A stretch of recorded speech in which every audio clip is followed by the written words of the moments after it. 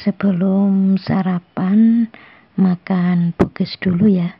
Nanti makan nasinya biar enggak banyak. Mari makan ya. Allahumma barik lana fima razaqtana wa qina adzabannar. Bismillahirrahmanirrahim. Bunda itu kalau siang begini ya suka yang seger-seger ya, seperti es campur atau es krim. Mari makan ya. Allahumma barik lana fima razaqtana wa qina adzabannar. Bismillahirrahmanirrahim. Siang ini insya Allah Bunda nggak makan nasi ya, tapi makan es krim dan pisang. Mari makan ya. Allahumma barik lana fima razaqtana wa qina adzabannar. Bismillahirrahmanirrahim.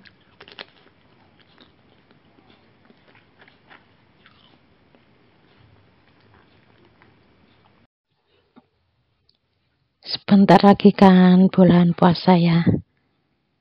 Jadi ya mempersiapkan ya, kesehatannya dipersiapkan.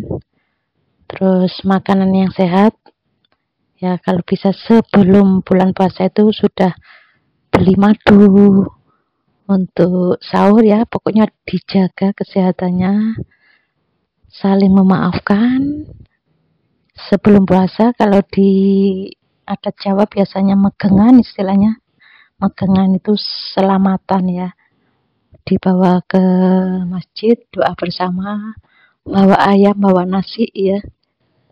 Ya itu pokoknya kalau niatnya bagus, niat bersedekah karena Allah, nanti Allah itu membalas, diberikan kesehatan, kelancaran dalam melaksanakan ibadah puasa. Dan di bulan puasa ini jangan disia-siakan ya, pergunakan waktu sebaik-baiknya. Ikut tadarus, jadi ada tambahannya ya, kalau di bulan selain Ramadan kan nggak ada sholat taraweh ya. Jadi pergunakan waktu sebaik-baiknya. Jadi persiapkan. Jadi kalau bisa ya beli baju sebelum lebaran ya. Lebaran kurang sehari atau 2 hari beli baju lebaran. Atau kalau memang ya masih menstruasi ya, nanti beli bajunya diletakkan ketika menstruasi ya. Pokoknya jangan sampai waktu itu disia-siakan ya. Daripada keluyuran ke toko pilih-pilih baju dalam keadaan suci, nggak aman ya, mending ya dibuat baca Quran. Kalau menstruasi ya boleh lah ya pilih-pilih baju. Menstruasi itu sebenarnya nggak boleh sholat, nggak boleh puasa, nggak boleh baca Quran. Tapi kalau bacanya itu diniatkan doa ya, seperti surat bacaan Fatihah ya, surat Al-Fatihah itu kan doa, itu boleh menurut sebagian ulama. Baca sholawat juga boleh ya, perbanyak sholawat aja, jangan disia-siakan. Jangan ngomong-ngomong yang sekiranya membuat orang lain tersinggung, akhirnya marah ya. Marah itu sebenarnya bukannya puasanya batal ya, puasanya tetap nggak batal, cuma nggak dapat pahala gitu loh, kan kelihatan sia-sia ya. Bukan marah tuh nanti puasanya nggak jadi, nggak, selama syarat rukunnya terpenuhi ya nggak membatalkan puasa, tapi pahala puasanya tuh nggak ada, kan sayang, kan eman ya.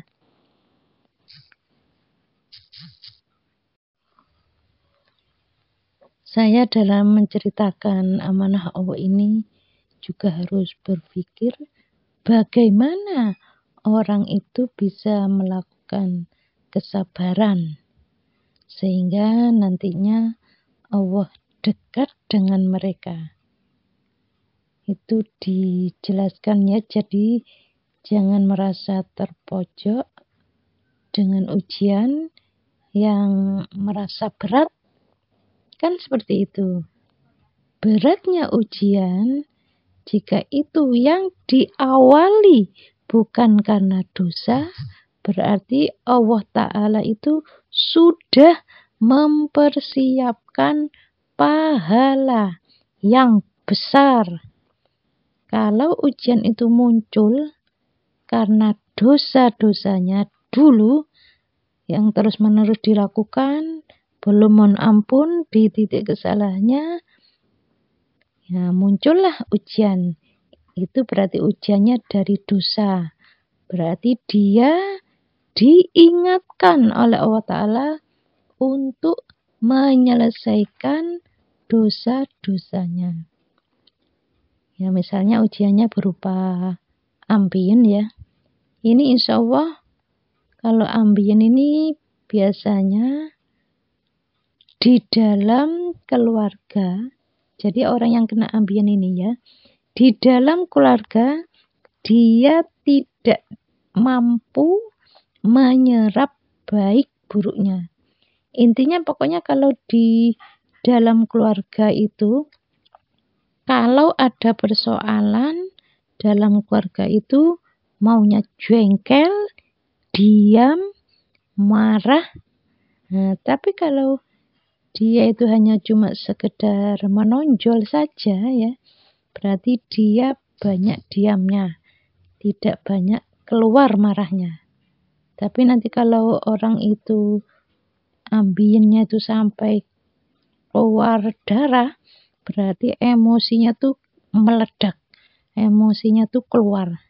Nah itu biasanya kalau emosinya keluar, meledak, itu ada darahnya. Jadi petunjuk Allah itu sebenarnya ada di sekitar kita. Ya petunjuk menghadapi suami, menghadapi istri, menghadapi anak. Allah perintah lintalahum, berlemah lembutlah kamu dalam bertutur kata. Nah, bagaimana kita menghadapi anak? Ya harus lemah lembut terhadap yang lebih muda, itu tetap harus lemah lembut. Misalnya punya teman, omongannya kasar. Nah, kita ya nggak boleh membalas dengan kata-kata yang kasar. Bicaralah yang baik. Jadi kehidupan sehari-hari itu petunjuk dari Allah dan menjadi ibadah. Jadi sebenarnya menjadi ibadah kalau kita menghadapinya dengan sabar. Jadi kalau ada orang kata-katanya kasar, ya nggak usah dilawan. Saran saya ya hindari aja ya orang seperti itu. Mengenai bayi mencret, ini ada yang tanya. Bayi mencret itu disebabkan perilaku dari orang tuanya, ibunya si bayi, atau ayahnya si bayi sering jengkel. Ya kalau misalnya ada nasihat dari suaminya terus nggak mau dengar, malah jengkel, atau punya kesalahan terhadap si neneknya si bayi atau kakeknya si bayi. Jadi di titik-titik itulah langsung bereaksi pada si adik bayi. Jadi ususnya itu tidak mau menyerap sari-sari makanan. Adanya itu panas. Nah, makanya makanan yang diserap ASI dari ibunya itu langsung dikeluarkan oleh Allah Ta'ala. Jadi cara menganalisa itu seperti itu. Atau memang ya kalau si ibunya misalnya nyuruh ngendong bayi terus gak mau, ya ini kan biasanya yang seperti ini kan hampir tiap hari ya. Ya makanya kalau hampir tiap hari seperti itu terus gampang jengkel, ya jangan heran kalau bayinya sering mencret ya. Ya pokoknya kalau sudah tahu ilmunya, jadi kalau diberi masukan oleh orang tuanya harus mau menerima. Nanti si bayi mencretnya akan berhenti ya. Jadi mencretnya itu akibat tidak mau menerima nasihat, tidak mau mencerna. Ya, adanya cuma jengkel, marah, kalau dinasihati malah jengkel. Ya pokoknya kalau sudah tahu ilmunya seperti itu, kalau dinasihati orang tua harus mau menerima, jangan jengkel. Terus si suami dan si istri jangan sering jengkel-jengkelan. Insya Allah kalau enggak jengkel-jengkelan, terus ditambah lagi kalau dinasihati kedua orang tuanya mau menerima, insya Allah bayinya enggak gampang mencret. Alhamdulillah mau mendekati Ramadan ini banyak orderan ya. Ini untuk bingkisan lebaran, ada yang pesan untuk bingkisan lebaran, ada yang beli kue kering, brownies ya mungkin untuk cemilan buat sahur atau buat berbuka. Dan untuk yang pingin baju lebaran itu sebaiknya memang beli bajunya sebelum Ramadan ya. Kalau nggak bisa ya hari raya kurang sehari ya nggak apa-apa. Jangan di awal Ramadan ya sudah diawali dengan beli baju ya. Mending ya buat baca Quran ya. Pokoknya Ramadan ini waktunya jangan disia-siakan.